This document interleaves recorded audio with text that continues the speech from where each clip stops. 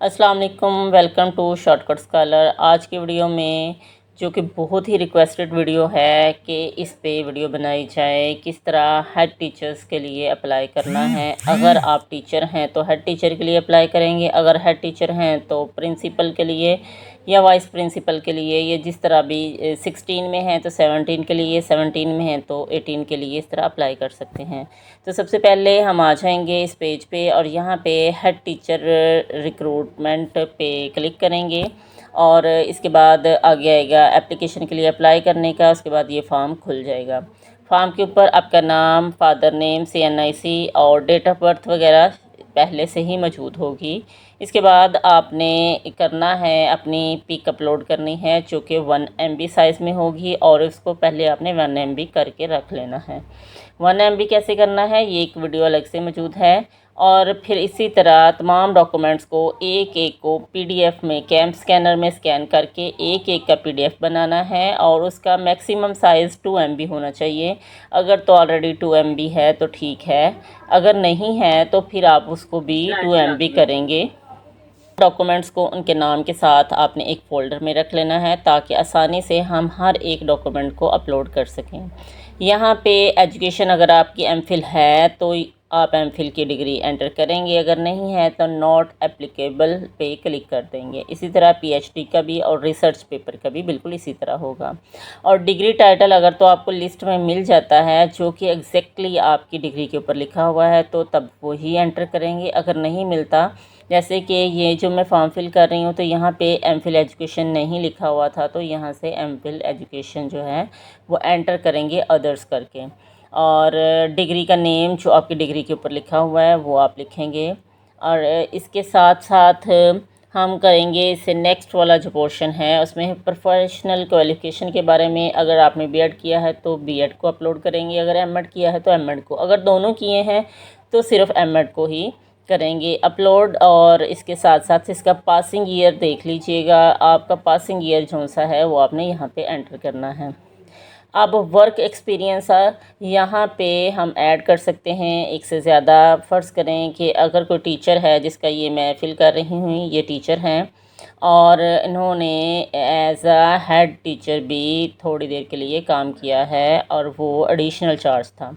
इसी तरह जो हेड टीचर होते हैं उनको एडिशनल चार्ज प्रिंसिपल का या सीनियर हेड टीचर का मिल जाता है तो वो भी करते हैं। वो कुछ दौरानिया होता है या हो सकता है कि आपका रेगुलर एक ही हो। जिस तरह भी है, आप अगर तो आप एक ही स्केल से हैं तो आप पहले जब जॉइनिंग है तब से लेके एंड आज की डेट लिखेंगे। अगर आपकी डिफरेंट अंदर स्केल रहे, यानी कि पहले 15 में थे अब 16 में हैं तो 17 के लिए अप्लाई कर रहे हैं, तो आप फिर इस तरह यहाँ से एक एक करके ऐड करेंगे। और ऐड करने के बाद उनकी सबकी डेट जो है वो आपकी एक की जहाँ पे ख़त्म होगी, जैसे कि ये 7/1/2022 पे ख़त्म हुई और 7/2 से शुरू हुई। बिल्कुल आपने एक तरतीब से डेट एंटर करनी है। अगर डेट एंटर तरतीब से नहीं होगी तो ये फॉर्म सबमिट नहीं होगा। और जो मैंने मेन बात पहले भी बता दी है कि MB का हिसाब रखना है। अगर MB नहीं उस हिसाब से होंगे, इमेज का जो MB है वो 1 होना चाहिए और डॉक्यूमेंट्स के 2 MB से कम या 2 MB होना चाहिए। अगर ये पूरे नहीं होंगे तो तब भी फॉर्म सबमिट नहीं हो पाएगा।